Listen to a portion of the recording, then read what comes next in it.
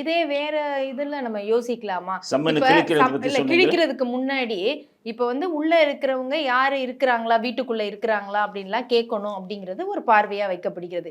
இதே வந்து வெளியில செய்தியாளர்கள் நிக்கிறாங்க, அவ்வளோ பேரும் நிக்கிறாங்க, சம்மன் ஒட்டப்படும் போதும். அப்ப வெளியில நடக்கிறது உள்ள வீட்டுக்குள்ள இருக்கிறவங்களுக்கும் தெரியும். அங்க சீமான் அவர்களுடைய மனைவி உள்ள இருந்தா அவங்களுக்கும் இந்த விஷயம் போயிருக்கும். சம்மன் ஒட்டுறாங்க, வெளியில நடந்துகிட்டு இருக்குன்னு. இப்ப அவங்களே அந்த பிரச்சனை வெளியில வந்து என்ன எதுக்கு ஒட்டுறீங்க, நான் தான் உள்ள இருக்கேன், ஏன்னா அவங்களும் சட்டம் படித்தவர்கள். இதை இன்னும் கொஞ்சம் ஸ்மூத்தா ஹேண்டில் பண்ணிருக்கலாமா? அப்ப அவங்க தரப்புலையும் விட்டுட்டு வேடிக்கை பார்ப்போம்னு ஏதாவது இருக்குதா? சம்மனும் ஒட்டுறாங்க, ஒட்டிட்டு உடனே போலீஸ் போயிடுறான்.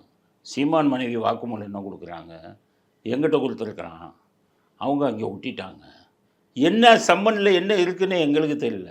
நான் தான் சொன்னேன் செக்யூரிட்டிகிட்ட, அதை கிழிச்சிட்டு வாயா படிக்கலாம்னு சொன்னேன். அதுக்கப்புறம் அவன் வந்து கிழிச்சான். நான் அதை வாங்கி படித்தேன், என்ன இருக்குங்கிறது எங்கள் கையில் கொடுத்துருந்தா நேராக படிச்சிருப்போம்னு சொல்கிறான். இந்த வாக்குமூலத்தை பற்றி நம்ம என்ன பதில் சொல்கிறது? சரியான வாக்குமூலம் தானே. என்ன இருக்குன்னு படிக்கணுங்கிறது கூட கிழிக்கலாம்ல. இன்னொன்று சொல்கிறேன், போலீஸுக்கும் சொல்கிறேன், எல்லாத்துக்கும். கோர்ட்டு சம்மனும் சரி, போலீஸ் சம்மனும் சரி, எவன் வீட்டில் நீ ஒட்டினாலும் அவன் கிழிப்பான். கிழிக்கிறது சரியா?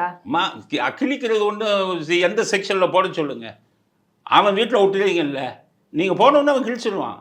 கோர்ட்டு சம்மனை எத்தனை சம்மனை கிழிச்சதுக்கு நாங்கள் கண்ணால் பார்த்துருக்கோம். அது ஒன்றும் பெரிய எந்த குற்றம் இல்லை. ஏன்னா அவன் வீட்டு கதவுல ஒட்டுறீங்க, அவன் கிழிச்சிடுவான். என்னடா அது கதவுல இது இருக்குன்னு. இதுக்கு ஜப்தி நோட்டீஸ் எல்லாம் ஒட்டுவாங்க, கிழிச்சிடுவான். ஏழை நோட்டீஸ் ஒட்டுவாங்க, கிழிச்சிடுவான். ஏன்னா அவனுக்கு அவன் வீட்டில் ஒட்டுறது அவனுக்கு ஒரு அவமானமாக நினைப்பான். இது மனித இயற்கை. இதெல்லாம் வந்து பெரிய தூக்கு தண்டனை கொடுக்கக்கூடிய குற்றம் கிடையாது. இதெல்லாம் நீங்கள் பெருசாக்கக்கூடாது.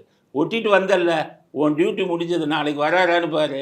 வரலன்னா அடுத்த விஷயத்துக்கு போ. ஒட்டிட்டு வந்தவனை கிழிச்சவன்ட்ட போய் மல்லு கட்டி நின்றுக்கிட்டு அவனை நீ அடித்து அவன் ஒன்று அடித்து பப்ளிக் பூரா தெரிஞ்சு போலீஸுடைய பேரை நாரி போய் காவல்துறையில் கேவலமாக இருக்குங்கிற ஒரு கெட்ட பேரை நீ தானே உருவாக்குன.